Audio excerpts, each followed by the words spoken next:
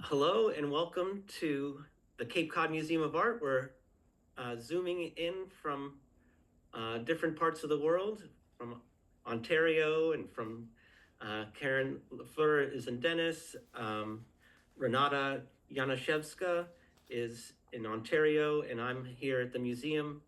And we're here to learn a little bit more about Mariniana, the interrupted wave, a wonderful moving image exhibition now on view at the Cape Cod Museum of Art.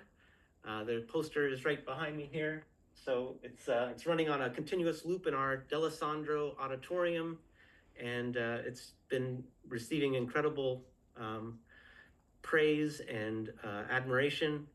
And I'm just thrilled to have uh, these these two wonderful digital artists, Techspressionists as they call themselves, here with me to learn a little bit more about the process of making it and developing their ideas.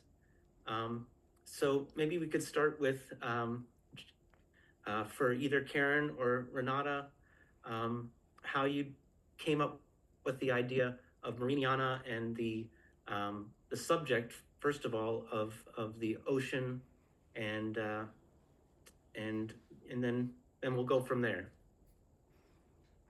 Well, I think we wanted to have a topic that we could both relate to and that the museum could relate to. And the ocean is so global, it seems to touch everybody's lives. And we're fascinated too with the different ways that the ocean affects people and their understanding of the world from very many different points of view, which is why we chose myth or legends and tales, and then also science. Right. And we made a subtitle for the exhibition, The Interrupted Wave, because we wanted to give further meaning to the work. And there's actually a computer reference built into the interrupted wave. And maybe, Karen, you could talk about the interrupt a little bit.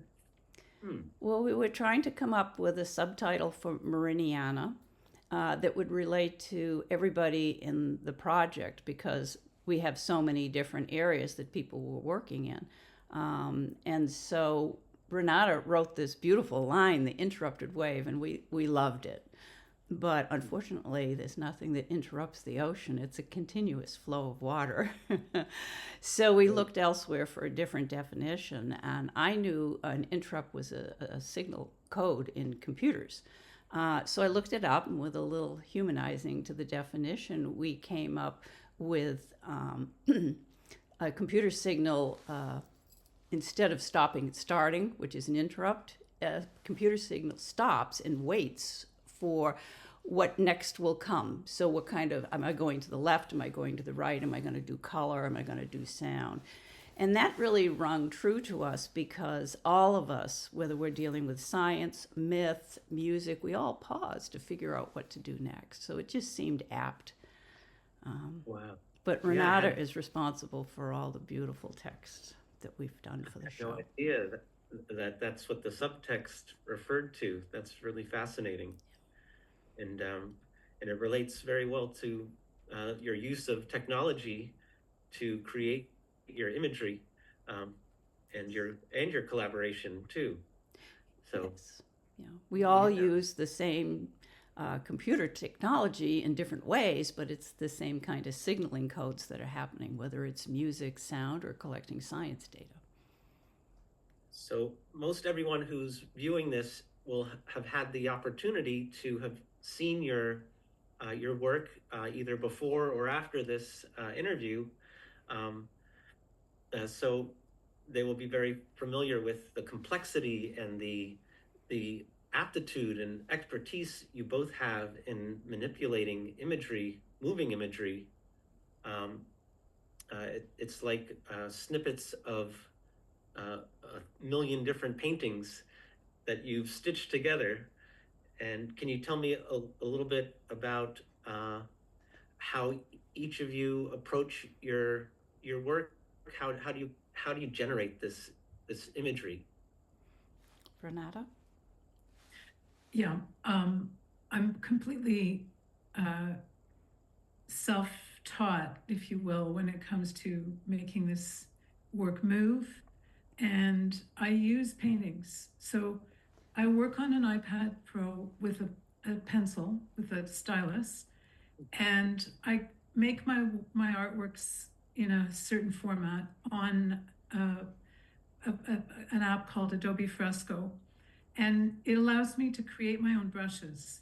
So I have over 100 different brushes that are of my own devising, and they make particular marks and particular patterns that are unique to my work.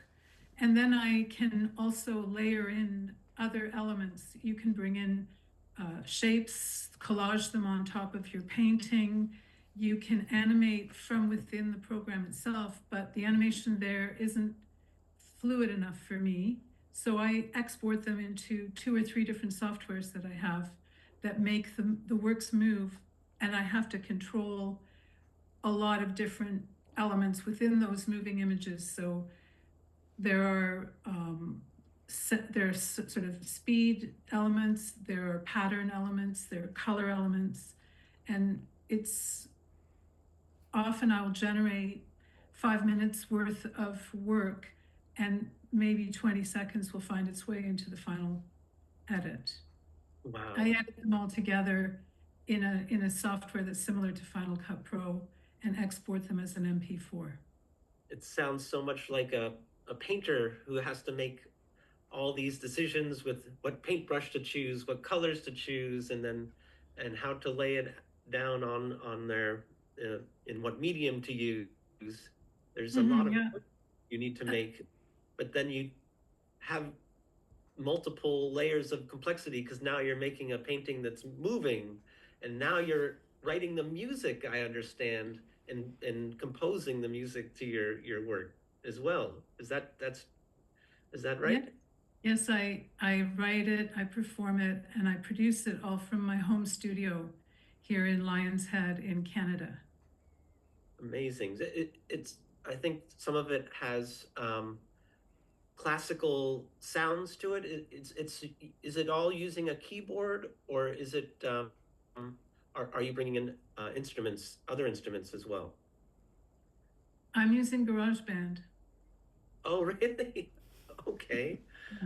I studied piano for 10 years, so I have that in my background. So I have the basis of harmony and theory, but I play the keyboard. You can make instruments through that software. You can play a keyboard, but will come out sounding like a saxophone. So again, you have these choices all the time, which the computer has allowed us to do so much. And I often liken this to early hip hop. The reason hip hop spread all over the USA was that people had these cassettes that they could send to their friends or pass on to people. And in this way, the technology spread made the work spread easily and quickly. And I think that Karen and I have had the good fortune of having these kinds of sophisticated technologies to use, and plus good communication. The music is beautiful on both of your moving images, and I really appreciate it. It really enhances what you've done, and it's great that you're in complete control in one way or another. I know, Karen, the music that you're using, you're collaborating. Who is your collaborator?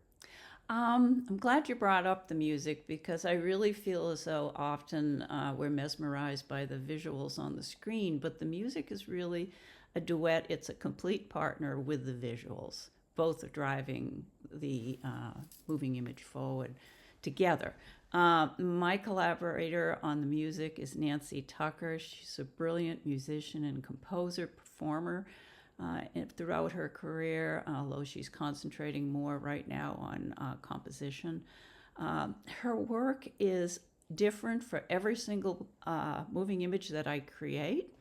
And she has that sense of visualization and performance that she applies to her regular music. So switching to going to an actual visual, she was delighted to do because she always wanted to do it. She and I paired up probably on the moving images about 6 or 8 years ago, but we've known each other for over 30 years. So it's a nice friendship. Has she worked on other productions that you produced before All of with them. you? All of them. All of them. Yeah, over the years, we've probably produced, oh my gosh, maybe, 20, 25 pieces at this particular point. And it's interesting because I'll do the visuals and then I'll send her the visuals and then she'll write the music and then the music comes back and it just drops into the moving image with very little tweaking on either side. So it's kind of like a Christmas present when you get the music. Maybe you could tell us a little bit about how your way of approaching the visual part of your moving imagery differs or is similar to Renata's. Well, I think we're similar in the same sense that it's almost like you're master of your own universe. So when you're creating something, you can work with the soundscape and you can work with the visuals and the motion, and you're literally creating a world, which we both enjoy. Technically, we approach it a little differently. I've been traditionally trained, and I've always loved drawing. It's my first medium, and pencil on vellum. That's all I need, and I'm happy. So I brought that process as a basis into my works. I start with a drawing and pencil. It gets scanned into the computer, and then is put into Photoshop. And in Photoshop, I break up all the different elements that you see in the drawing into separate layers, so I have control over every shape, every squiggle. And at that point, I color them. And then all those hundreds of layers get put into Apple Motion. And then Apple Motion is the application that I use to really create my base moving image.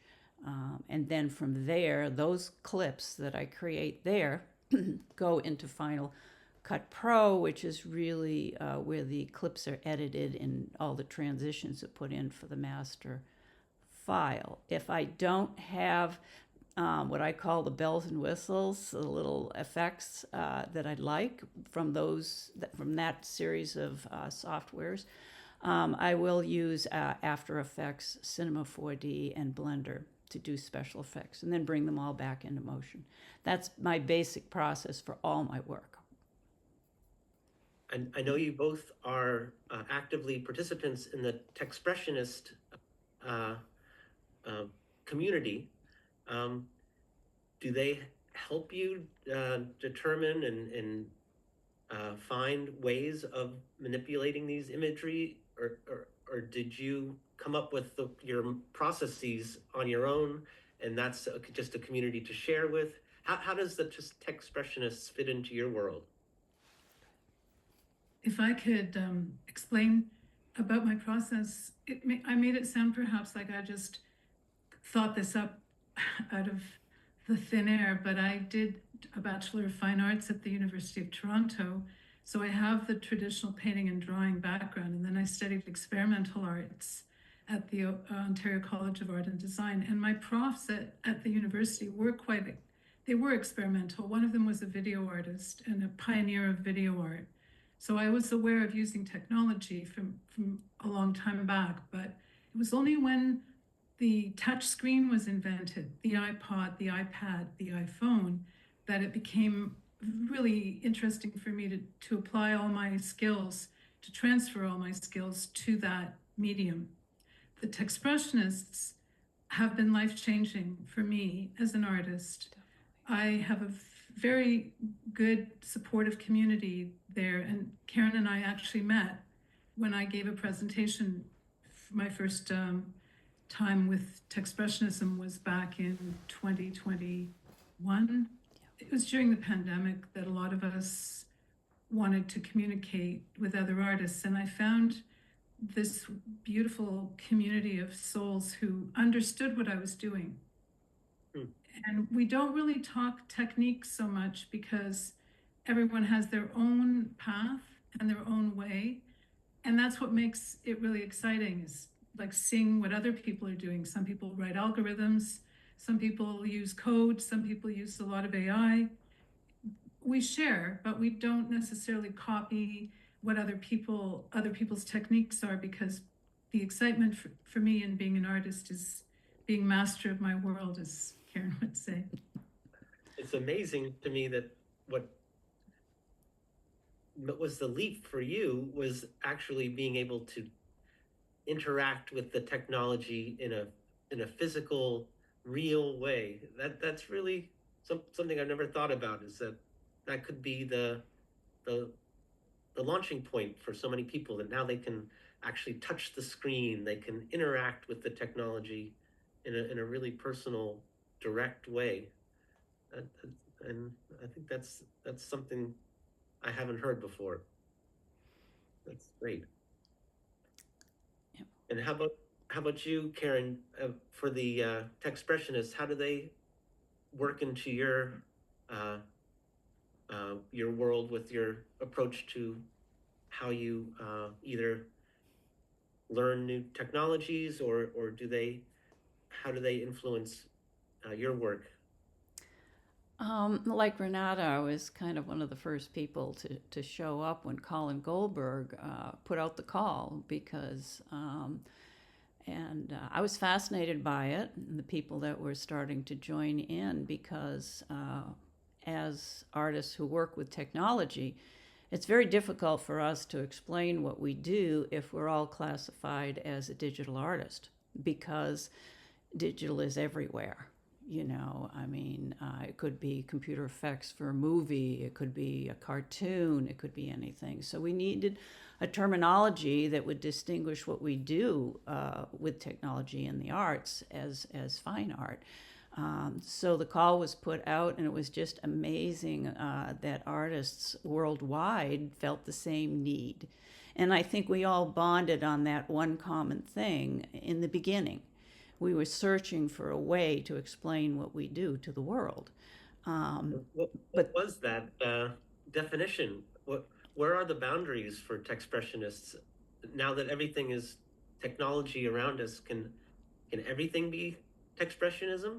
To put it very succinctly, you're a Techspressionist when you say you are. Yeah.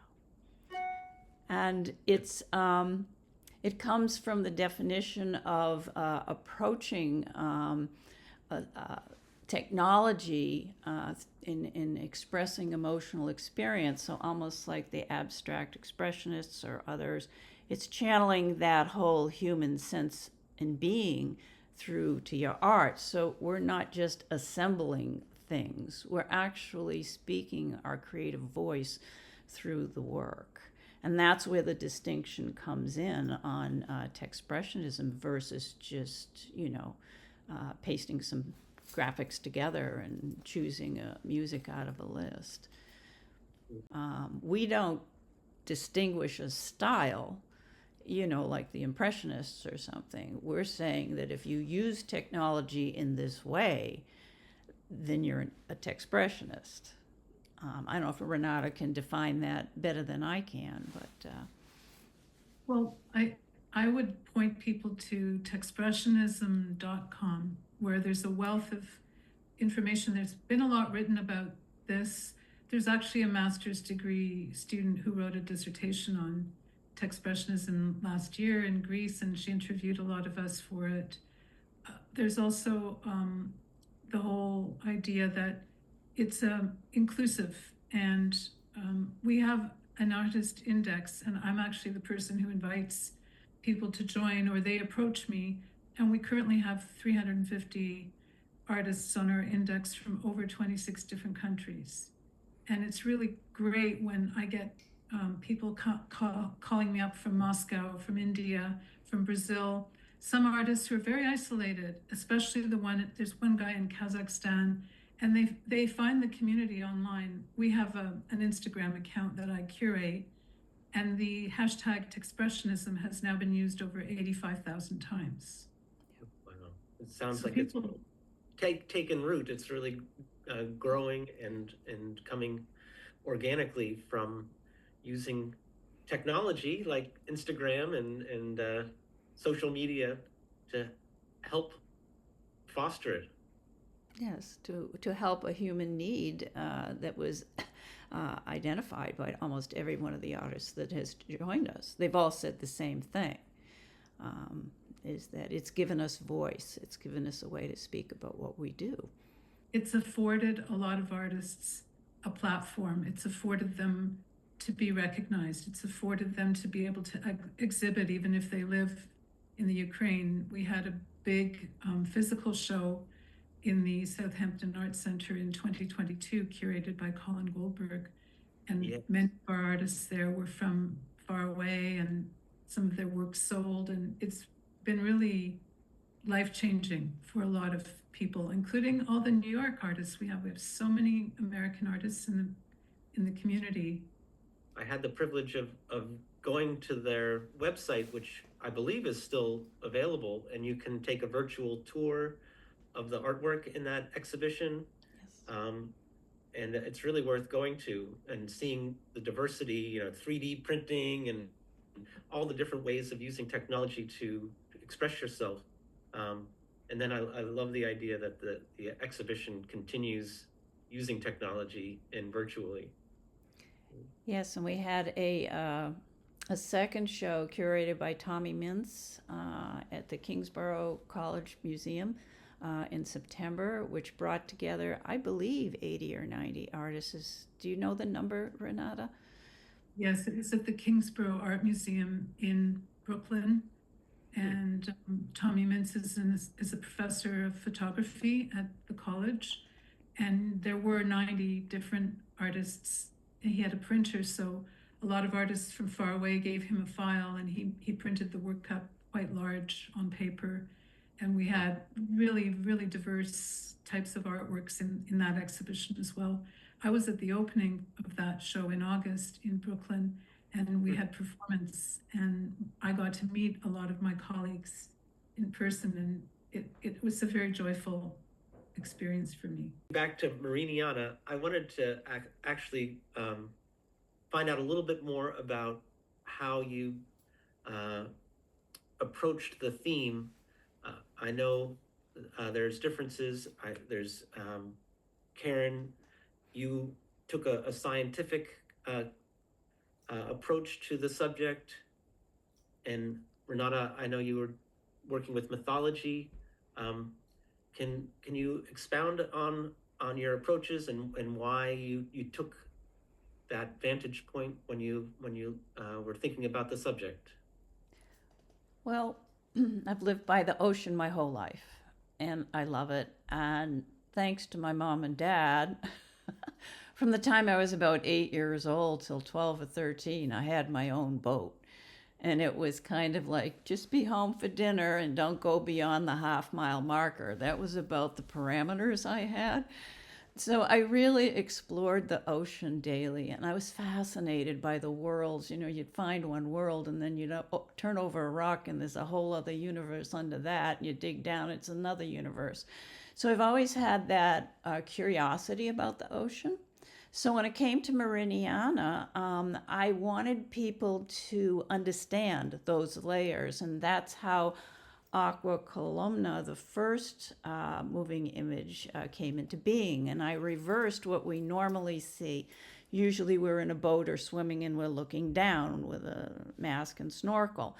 I wanted to go the other way and come from the bottom up to show you the life chain from the very bottom to the surface, because they're all interconnected, and I wanted people to see that view. When it came to the second moving image, I had the opportunity to work with the Rhode Island Art League out of Rhode Island, and they have a program called Synergy, and they match scientists and artists together, and you work for a year with the scientists with their data to create an artwork, and it's a wonderful exchange back and forth. So I wanted to bring real scientific data into my Mariniana moving images at some point. So the second moving image I did with Lukas. I mean, we literally sat in my studio here with the big television monitor and said, what if we put the robot over here? What if we have a fish come in over there? And that's all based on what he knew about the ocean, where things would move. So that's how that one came into being. And then the third one, I wanted to be just a quiet, soft meditation on a global water planet system to show that it's all connected globally. Renata, how did you approach your mythological vantage point? I just wanted to add about Karen's. The catalog, again, has a wealth of information, both about Lukas Taenzer, the scientist that Karen worked with, and he works from Woods Hole Oceanographic Institute, which is not too far away from Karen's studio, I believe. You visited there recently. Yes, yes. It was wonderful to tour through the facility, which I know, Benton, you know all about. It's wonderful to have that resource nearby, and they do great work there. It was very impressive to see Karen translating data into beautiful works of art and movement. As far as the mythological and legends aspect of what I did, I would like to mention that it's more of an emotional response to the myth or to the legend or to the fairy tale. And I divided my works into subjects as very diverse, but always with a theme of water and the ocean. Two women in New England whose husbands are fishermen who are lost in a storm. And there's a really strong emotion attached to that. You feel the anxiety and the dread. Every work of art that I make is based on an emotional impulse, and I really channel feeling into my work above everything else. And it's of paramount importance to me. And partly I feel I get a successful image that way. So your portion is divided into, is it 4 parts? Yeah, one of them is the first one I told you about, the women, called In Bangor. That's in Maine. It's a place I visited years ago and made a big impression. And then I did a section on mermaids, and that references the fairy tale by Hans Christian Andersen, The Little Mermaid, the absolute agony of having a tail instead of legs and falling in love with a human prince who can only walk on land. And it's a very cruel fate and a difficult story for children, but it was good material. And then I used the creatures, the sirens, that they appear in Homer's Odyssey, the kind of these fates, these women who sit on the rocks and sing, producing celestial sounds that lure the sailors to their death. So again, there was a good source of imagery there for me. Maybe you might have something that you wanted to convey that wasn't asked. Well, we talked a fair bit about Techspressionism, and I wanted to tell the audience or help the audience find us online. The word Techspressionism comes from tech as in technical and expression as in abstract expressionism. And it's at Techspressionism on Instagram. And can anybody join the Techspressionists? How do you become a member? It's very, very easy. You can join us by using the hashtag Techspressionism on your work. So if you're a photographer, if you're a calligrapher, if you're a ceramicist, if you're a glassblower, and if you paint or draw, just hashtag Techspressionism and it will find its way into the stream. And the other way, of course, is very easy, is to come to a salon, which we have every month on the first Thursday of every month at 12 noon Eastern time. And you can go to techspressionism.com and do sign up in advance. Because it's a Zoom meeting, we need to register people before the meeting opens at 12. So come to a salon, listen to us, and see if you feel like it could be a part of your creative life as well.